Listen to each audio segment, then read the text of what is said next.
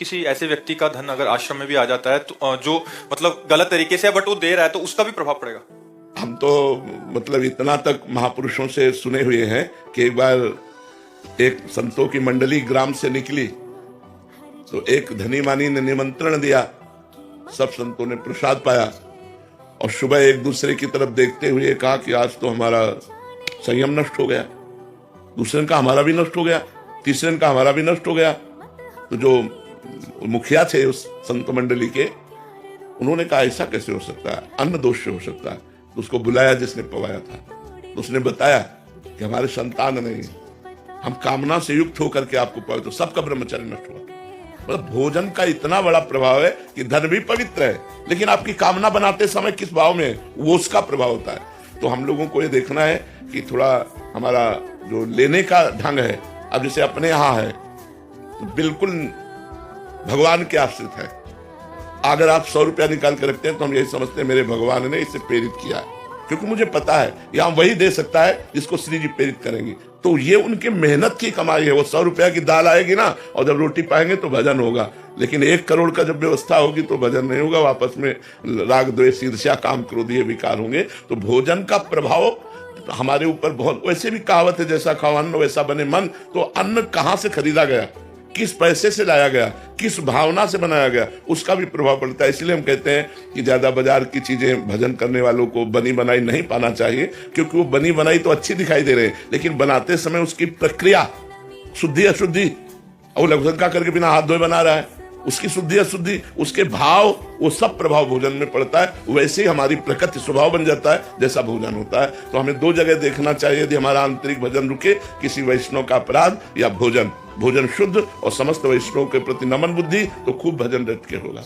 गायत्री जी, जी आप कह रहे हैं कि पहले दिनचर्या बहुत अच्छे से चल रही थी, रात को 11 बजे सोना, सुबह 2-3 बजे उठना, बट अभी नींद पे विजय प्राप्त नहीं कर पा रहे महाराज जी। बहुत ऐसा हार गई। फिर एक दिन मिर्ची भी लगा ली कि नींद ही ना आए, पर फिर भी क्या लगा ली? मिर्ची लगा ली मिर्ची तो कह रहे तब भी नींद से हार गई महाराज जी, अब मैं क्या करूं, कैसे सब? वैसे हमको ये समझ में नहीं आता कि पहले दिनचर्या ठीक चल रही थी, अब नहीं चल रही। अगर पहले ठीक चल रही थी अब तो और ठीक चलनी चाहिए। अगर पहले हमारी ठीक चल रही थी तो हमारा अभ्यास अब तक दृढ़ हो जाना चाहिए। अब जैसे हम आपको बताते हैं, किसका प्रश्न है? हाँ, हम आपको बताते हैं हमारी दिनचर्या रही है रात्रि के 1 बजे उठने की। आज हमारी किडनी फेल है, हालत खराब है, लेकिन हम 1 बजे ही जगते हैं। कथा सुनो। अर्चना जी पंजाब से।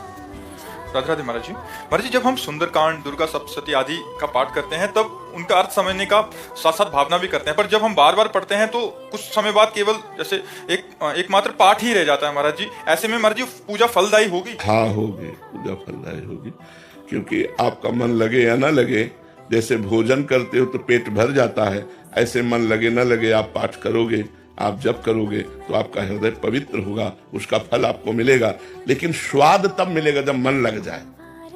फल तो मिलेगा, लेकिन फल का जो रस है, स्वाद, वो तब मिलेगा जब राधा राधा आनंद में डूबते हुए नाम जप कर रहे हैं, आनंद में भरकर पाठ कर रहे हैं, तब बात समझ में आएगी। तो करते रहो, धीरे धीरे मन लगने लगेगा, तब आनंद की अनुभूति होने लगेगी। करना चाहिए, मन लगे ना लगे, पाठ है, नाम जप है, ये सब कर। ममता जी उत्तराखंड से।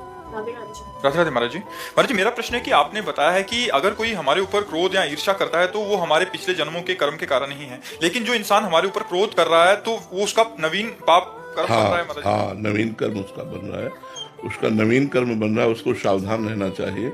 अगर वो क्रोध करेगा तो फिर उसका दंड उसको मिलेगा। यही तो चल रहा है। कर्म संस्कार, जैसे हमने कर्म किए वैसे संस्कार बने, जैसे संस्कार हुए वैसे कर्म हुए, कर्म प्रारब्ध बनकर होगा, फिर नवीन कर्म, फिर यही तो बार बार चल रहा है। अब इसको मिटाना है, लेना ना देना, मगन रहना। ना हमें किसी के क्रोध करने पर क्रोध करना है, ना किसी पर क्रोध का आवेश हमारा फूटे। दोनों को कोई हम पर क्रोध कर रहा है, क्षमा, हम किसी पर क्रोध नहीं करेंगे। तो आप यहाँ से निपटते चले जा रहे, लेकिन आपने किसी पर क्रोध किया, वो सह गया, वो तो बच गया, लेकिन आप गए, आपका कर्म बिगड़ गया। सांख्यवी सिंह जी। राधे राधे। राधे राधे महाराज जी। गुरु जी, मैं अगर किसी विषय के बारे में विचार करती हूँ तो मेरा ध्यान ज्यादातर खराब स्थिति की कल्पना पर केंद्रित हो जाता है, और जैसे ही मुझे समझ आता है कि मैं गलत सोच रही हूँ, मैं अपने विचारों को रोकने का प्रयास भी करती हूँ, परंतु तब तक उन विचारों का नेगेटिव असर मेरे मन और दिमाग पर हो चुका होता है। गुरु जी, गलत विचारों को आने से कैसे रोकूं? होई ही सोई जो राम रचि राखा, को करि तर्क बढ़ावे शाखा, अस कही जपन लगे हरि नामा। रामचरितमानस करे कि हमें विश्वास करना चाहिए, मंगल भवन भगवान जो करेंगे परम मंगल करेंगे, हमको नाम जप करना चाहिए। हमें व्यर्थ का चिंतन, निगेटिव चिंतन ये करके क्लेशित नहीं होना, हमें नाम जप करना, राधा राधा।